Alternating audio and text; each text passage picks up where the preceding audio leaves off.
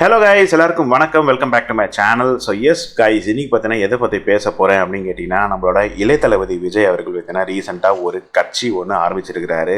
அவர் வந்து பாலிடிக்ஸில் என்ட்ராக இருக்கார். ரொம்ப நாள் பேச்சு இருந்தது, பட் அதை தாண்டி இன்னைக்கு இல்லை, அதாவது February 2 2024 பார்த்தீங்கன்னா ஒரு கட்சி ஒன்று ஆரம்பிச்சிருக்கிறாரு. அவர் பார்த்தீங்கன்னா அதோட பேரும் தெரிவிச்சிருக்காரு.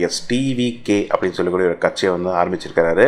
அதாவது தமிழக வெற்றி கழகம் அப்படின்னு சொல்லி ஒரு கட்சி ஆரம்பிச்சிருக்காரு. ஸோ இன்னைக்கு வீடியோவில் அதை பற்றி தான் பேச போகிறார். ஆரம்பிச்சிருக்கிறது நிஜமாவே நல்ல விஷயம் தானா, இல்லை கெட்ட விஷயமா, தேவையா தேவையில்லையா, எனக்கு சந்தோஷமா, மக்களுக்கு சந்தோஷமா, அதை பற்றி தான் எனக்கு பேச போகிறேன்.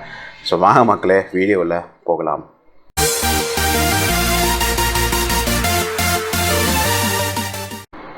ஓகே கைஸ், ஸோ நான் சொல்லியிருந்த மாதிரி பார்த்தீங்கன்னா வந்து விஜய் அவர்கள் பார்த்தீங்கன்னா வந்து TVK அப்படின்னு சொல்லக்கூடிய ஒரு கட்சி ஆரம்பிச்சிருக்காரு. நான் ரொம்ப நாளாக பேச்சு இருந்தது, பட் அதை தாண்டி பார்த்தீங்கன்னா அது வந்து ஒரு நினைவாகவும் மாற்றிருக்கிறாரு. லைக் அது வந்து ஒரு ஒரிஜினல் ரியாலிட்டியும் மாற்றிருக்கிறாரு. எஸ், TVK அதாவது தமிழக வெற்றி கழகம் அப்படின்னு சொல்லக்கூடிய ஒரு கட்சி வந்து பிகின் பண்ணியிருக்காரு February 2 2024 அன்றைக்கி. அதை தாண்டி ஒரு சூப்பரான விஷயம், ஒரு சந்தோஷமான ஒரு விஷயம், அதாவது ஹாப்பியான ஒரு விஷயம் என்ன பண்ணியிருக்கிறாரு சேர்ந்து அப்படின்னு கேட்டிங்கன்னா, அது சந்தோஷம் சொல்கிறதோட வந்து ரொம்ப ஆச்சரியமான விஷயம் அப்படின்னு கேட்டிங்கன்னா வந்து அவர் வந்து சினிமா இண்டஸ்ட்ரி ஓடுறதா பிளான் பண்ணிட்டார். அதாவது இப்போ வரக்கூடிய கோட், அதாவது நம்மளுக்கு கிரேட்டஸ்ட் ஆஃப் ஆல் டைம் அப்படின்னு சொல்லி ஒரு படம் வந்துட்டுருக்கு நம்மளோட வெங்கட் பிரபுவோடது. அதுதான் அவரோட கடைசி மூவி அப்படின்றதும் தெரிவிச்சிருக்கிறாரு. இது பார்த்தீங்கன்னா நீங்கள் கேட்பீங்க, இதுனா என்னடா சந்தோஷம், ஏன்டா நாங்களாம் ஒரு இனிமேல் வந்து படத்துலேயே நடிக்க மாட்டார் அப்படின்னு நாங்கள் வந்து பயந்துக்கிட்டு இருக்கோம், பார்த்தீங்கன்னா ரொம்ப கடுப்பில் உட்காந்துருக்கோம், நீ என்னடா சந்தோஷம் அப்படின்னு சொல்கிறேன்னா, அவர் வந்து படத்தில் நிற்கிறது வந்து எனக்கும் கொஞ்சம் கடுப்பு தான், இல்லைன்னு சொல்லலை. அதில் எனக்கும் கொஞ்சம் வந்து அதில் வந்து டிஸ்அக்ரிமெண்ட் இருக்குதான். பட் அது என்ன ஒரு சந்தோஷம் அப்படின்னு கேட்டிங்கன்னா, அவர் வந்து முழுக்க பாலிடிக்ஸில் என்ட்ராரு. அவர் வந்து சினிமா இண்டஸ்ட்ரின்னு வெளியே வந்துட்டு அவர் வந்து கம்ப்ளீட் கான்சன்ட்ரேஷன் பார்த்தீங்கன்னா வந்து பாலிடிக்ஸில் கொடுக்கறது அப்படின்னு நினைக்கிறதே ஒரு பெரிய விஷயம் தான். அதுக்கு நிஜமாவே ஹேட்ஸ் ஆஃப் டு விஜய்.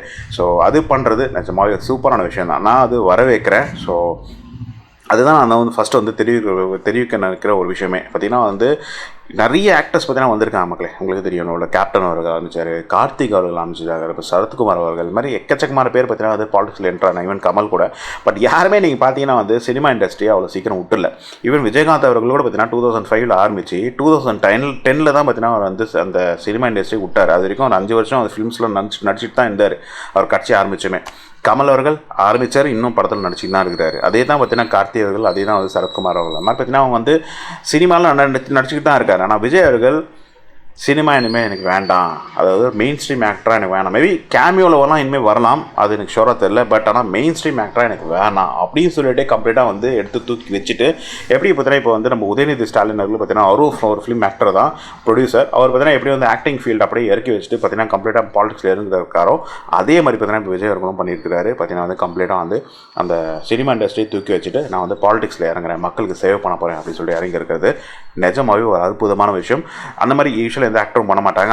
அதனால் பார்த்தீங்கன்னா எனக்கு விஜய் அவர்கள் மேலே அவர் வந்து ஸ்டார்ட் பண்ணிருக்க பாலிடிக்ஸ் அந்த விஷயம்னால பார்த்தீங்கன்னா வந்து ஒரு லைட் ஹோப் இருக்குது. ஓகே, இந்த மனுஷன் வந்து ஏதாவது பண்ணுவார் அப்படின்னு ஒரு ஹோப் இருக்குது. ஓகேங்களா? ஸோ இது வந்து ஒரு பக்கம் இருக்க, இந்த வீடியோவில் நான் சொல்ல நினச்ச ஒரு முக்கியமான விஷயம் எதை பற்றி அப்படின்னு கேட்டிங்கன்னா, நாட் அபவுட் விஜய் வர்றது எனக்கு ஹாப்பி தான். ஒரு காமன் மேன் வர்றது எனக்குமே ஹாப்பி தான் மக்கள். ஈவன் ரீசெண்டாக பார்த்தீங்கன்னா விஷால் கூட வந்து ஸ்டார்ட் பண்ண போகிற அப்படின்னு சொல்லிட்டு இருக்கிறப்பல ஸ்டார்ட் பண்ணட்டும், தப்பு கிடையாது. யாரும் வேணால் மக்களுக்கு வந்து ஹெல்ப் பண்ணலாம், மக்களுக்கு வந்து சேவை பண்ணுறதுக்கு இறங்குறதுல எந்த ஒரு தடையும் கிடையாது. வி ஆர் லிவிங் என ஜனநாயக நாடு அப்படின்றதுனால பார்த்தீங்கன்னா எந்த ஒரு தப்பும் கிடையாது. யார் வேணாலும் பாலிடிக்ஸில் இறங்கி யார் வேணால் சேவை பண்ண நினைக்கிறது தப்பு இல்லை. ஸோ விஜய் அவர்கள் என்டர் ஆகிறது நிஜமாகவே சூப்பரான விஷயம். எனக்கும் அதை ரொம்ப ஹாப்பி தான், அது தப்பு கிடையாது. பட் இதை தாண்டி எனக்கு காமெடியாக எங்கே தோடுதுன்னா அந்த ஃபேன்ஸ் மேலே தான் மக்களே. அவங்க மேலே தான் எனக்கு செம்ம கடுப்பாகுது இந்த ஃபேன்ஸை பார்த்தாலே, எஸ்பெஷலி அவங்களோட டை ஹார்ட் ஃபேன்ஸ். என்னடா பண்ணிக்கிட்டு இருக்கீங்க, எனக்கு சத்தியமாக புரியல. நீங்கள் நடந்துருக்கிறத பார்த்தாலே வந்து செம்ம கடுப்பாகுது. அவர் வந்து இளைய தளபதி அவர்கள் வந்து ஒரு பாலிடிக்ஸில் என்ட்ராகிறது கூட எனக்கு கடுப்பாக தெரியல, அது சந்தோஷமாக தெரியுது. ஆனால் நீங்கள் உங்களை பார்க்கும்போது தான் அது வேதனையாக இருக்குது. உங்களை பார்க்கும்போது தான் செம்ம கடுப்பாகுது.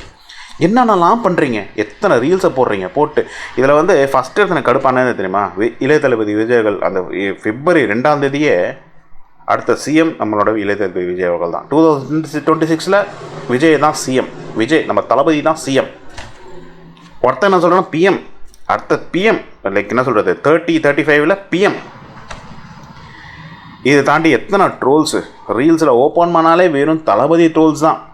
தளபதியும் அஜித் கம்பேர் பண்ணி ட்ரோல் போடுறது இது பல வருஷமாக நடந்துங்குது, அதை விட்டுருங்க. அதை தாண்டி இப்போ தளபதி அஜித் கம்பேர் பண்ணி ட்ரோல் தாண்டி இப்போ தளபதியும் உதயநிதி ஸ்டாலினும் கம்பேர் பண்ணி, தளபதியும் அண்ணாமலையும் கம்பேர் பண்ணி, தளபதியும் பார்த்தீங்கன்னா சீமானை கம்பேர் பண்ணி, அதே 4 அடுக்காக போடுறாங்க.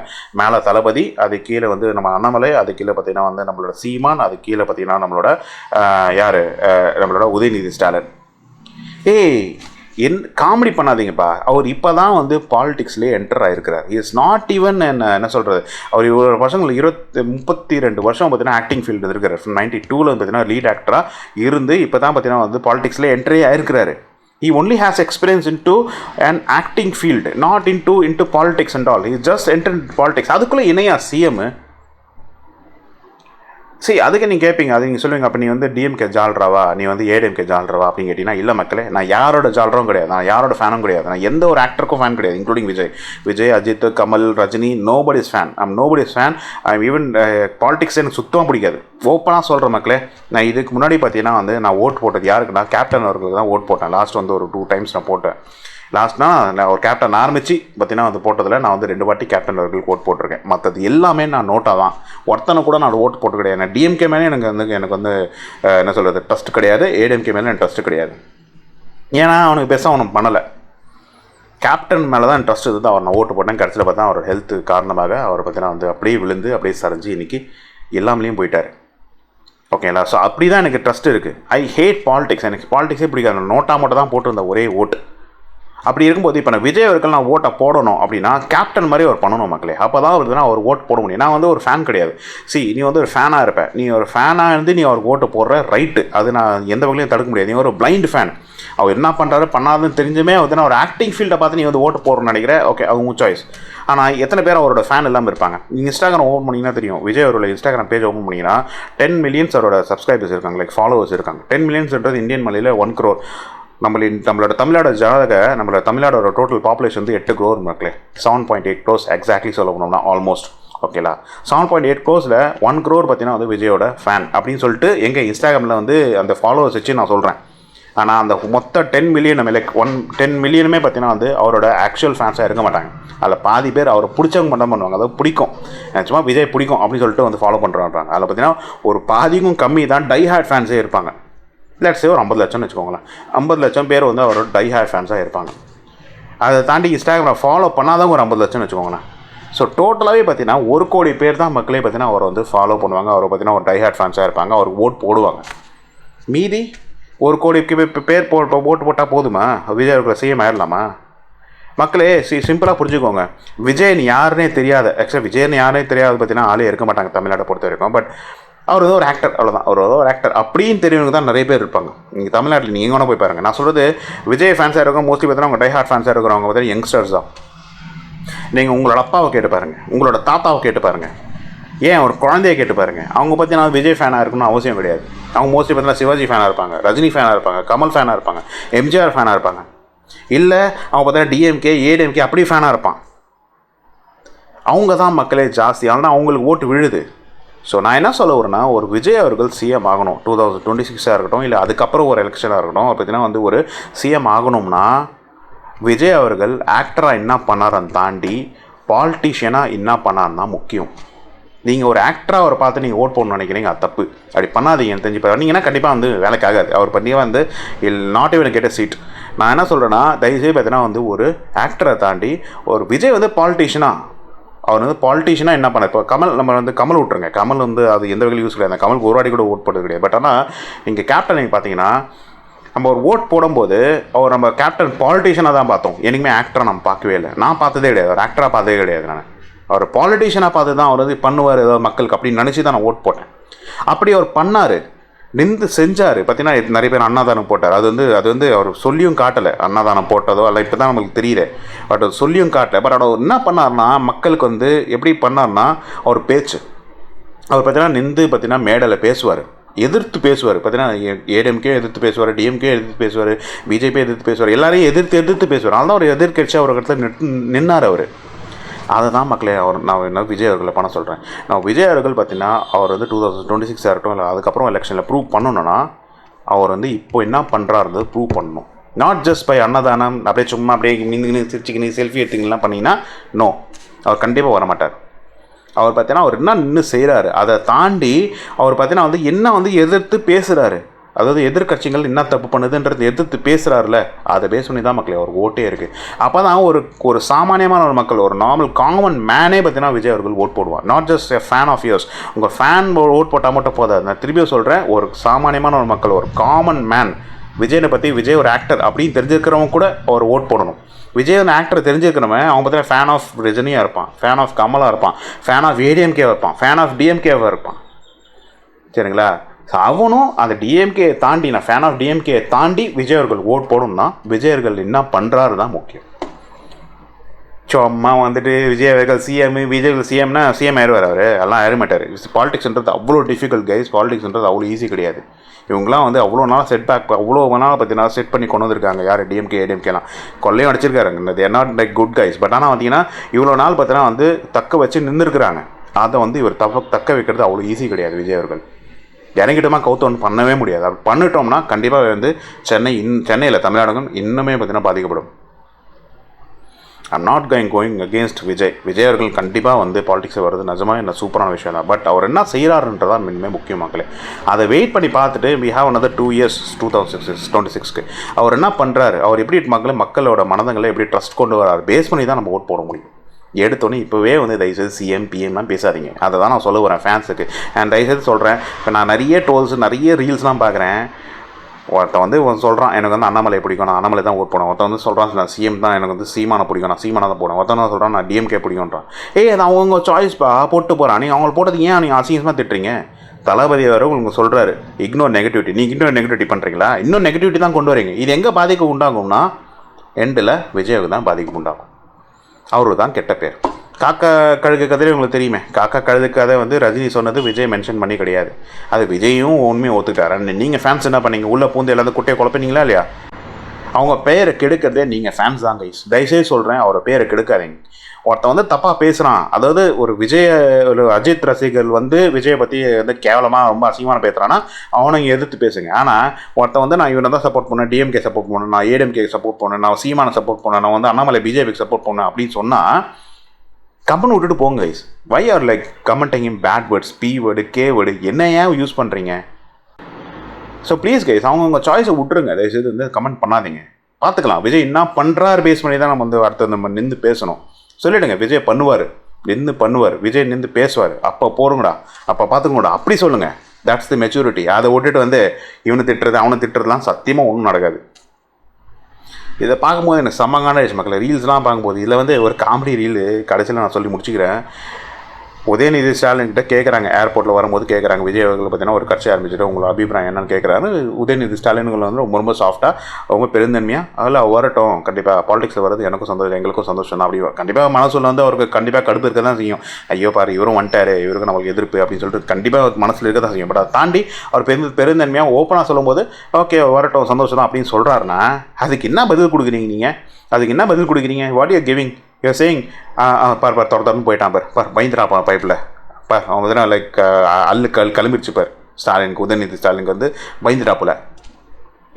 உதயநிதி ஸ்டாலின்றது ஹீ இஸ் ஆல்சோ ஆக்டர் ஆகிட்டா இப்போ நேரடாகவே இப்போ தான் மினிஸ்டர் இருக்கார், ஸ்போர்ட்ஸ் மினிஸ்டராக இருக்கிறார். ஓகேங்களா? அதை தாண்டி is a third generation politician.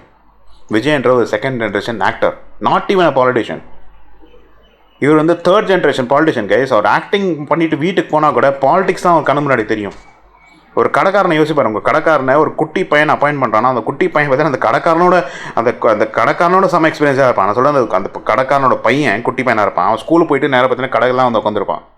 அவன் தான் ஃபியூச்சரை பார்த்தீங்கன்னா அந்த பிஸ்னஸே நடத்துவான். இவரோட சூப்பராக நடத்துவான். ஏன்னா எல்லா கிரிமினல் ஆக்டிவிட்டீஸ் எல்லாம் வந்து அவரோட இந்த பையனுக்கு தான் நிறைய தெரியும். அது மாதிரி தான் மக்களே. அதாவது உங்களுக்கே தெரியாதா, அப்பா வந்து 3 அடி பாஞ்சா பையன் வந்து 16 அடி பாய்வான்றது எத்தனை பேர் சொல்லியிருக்காங்க. அதுதான் கைஸ் உதயநிதி ஸ்டாலின்ன்றது அவங்க அப்பனோட கெட்டிக்காரனாக இருப்பா வாய்ப்பு இருக்குது. எப்படி கைஸ் அவரை கொண்டு போய் நீங்கள் ஒரு ஆக்டிங் இண்டஸ்ட்ரியில் இருக்கிற ஒரு ஆளை வந்து எப்படி பார்த்தீங்கன்னா நீங்கள் வந்து ஒரு பாலிடிக்ஷனில் இருக்கிற ஆளை எப்படி நீங்கள் கம்பேர் பண்ணுவீங்க? இதிலே தெரியலையா? நீங்கள் தான் சொல்ல போனால் நீங்கள் தான் பயந்து போயிருக்கிறீங்க. பயப்படாதீங்க, டோன்ட் ஃபியர். விஜயம் வரணும், அதை அமைதியாக காத்து அவர் எப்படி இறங்கி செய்யணுமோ அதை செய்கிறத வச்சு நீங்கள் சப்போர்ட் பண்ணி பண்ணுங்கள். அதை தான் நான் சொல்ல வரேன் கைஸ். பி லாஜிக்கலாக தயவுசெய்து பார்த்தீங்கன்னா விஜய் அவர்களை சப்போர்ட் பண்ணுவோம். கேப்டனை மிஸ் பண்ணிட்டோம். அப்படின்னா இவ்வளோ நீங்கள் பேசுகிறவங்க கேப்டன் சப்போர்ட் பண்ணியிருக்கணும். ஓகே ஃபைன், அதை மிஸ் பண்ணிட்டீங்க. இப்போ வந்து விஜய் அவர்களுக்கு நம்ம சப்போர்ட் பண்ணி நிற்போம். சப்போர்ட் பண்ணால் கண்டிப்பாக ஜெயிக்க வாய்ப்பு இருக்குது. ஸோ இதுதான் நான் சொல்ல நினச்ச விஷயம். எஸ்பெஷலி இந்த video only for those fans. ஓகேங்களா, தயவுசெய்து பார்த்தீங்கன்னா கெட்ட வார்த்தைகள் யூஸ் பண்ணாதீங்க. லாஜிக்கலாக திங்க் பண்ணுங்கள். விஜய் அவர்கள் இன்னும் கொண்டு வராரோ அப்படின்ற விஷயத்தை நம்ம பேசுவோம். எனக்கு தெரிஞ்சு விஜய் அவர்கள் பார்த்தீங்கன்னா இனிமேல் வந்து ஒரு டிவி ஓப்பன் பண்ணால் நல்லாயிருக்கும். அவருக்கு ஒன்று சேனல் எப்படி இந்த கேப்டன் அவர்கள் வந்து கேப்டன் டிவின்னு ஓப்பன் பண்ணார்ல, அந்த மாதிரி வந்து அவர் வந்து ஒரு தளபதி டிவி இல்லை இளைய தளபதி டிவின்னு சொல்லி ஓப்பன் பண்ணி அவர் என்ன பாலிடிக்ஸில் என்ன பண்ணுறாருன்றதை ஷோகேஸ் பண்ணணும் மக்களே. அவர் ஷோகேஸ் பண்ணால் தான் ஷோகேஸ் பண்ணி இன்னும் நான் எதிர்க்கிறாரு அப்படின்ற ஒரு தனியாக கொண்டு வரணும். இன்னும் அவர் பார்த்தீங்கன்னா படங்களையும் பெருசாக வந்து பாலிடிக்ஸில் பார்த்தீங்கன்னா பெருசாக ஒன்றும் வந்து பண்ணலை. அவர் விஜயகாந்த் பார்த்தீங்கன்னா வந்து 2003 இன்ஃபேக்ட் ரமணாலேருந்தே பார்த்தீங்கன்னா வந்து அவரோட படங்களில் நிறைய பாலிடிக்ஸ்ன்றது இருக்கும்.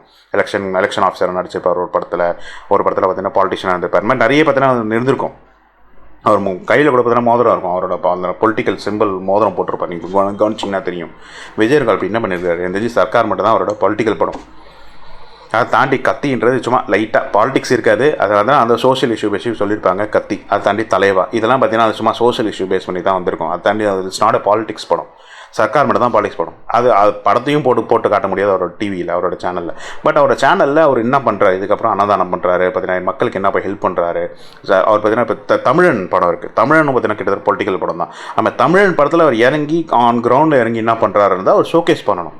அப்படி ஷோகேஸ் பண்ணார்னா பட்டி தொட்டியில் இருக்கிற மக்கள் கூட பார்த்தீங்கன்னா விஜய் பற்றி தெரிய வரும், அவங்களும் ஓட் போடுவாங்க.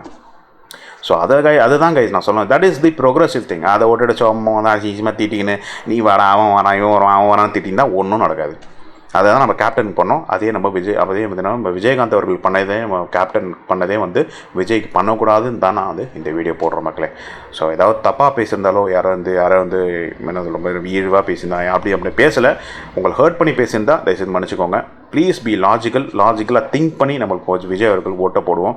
எடுத்தவொடனே அவர் வந்து சிஎம் ஆக்கிட வேண்டாம். அவர் slow and steady win the race மாதிரி போட்டோம். எப்படி வந்து டிஎம்கே அவர்கள் பார்த்தீங்கன்னா பல வருஷங்களாக பார்த்தீங்கன்னா வந்து போராடி தான் பார்த்தீங்கன்னா சிஎம் மாதிரி ஆயிருக்கிறாங்க. ஸோ விஜய் அவர்களும் அப்படியே பார்த்தீங்கன்னா நம்ம போராடி கொண்டு வருவோம். சரிங்களா? ஸோ அதுதான் கைஸ் நான் சொல்ல நினச்ச விஷயம்.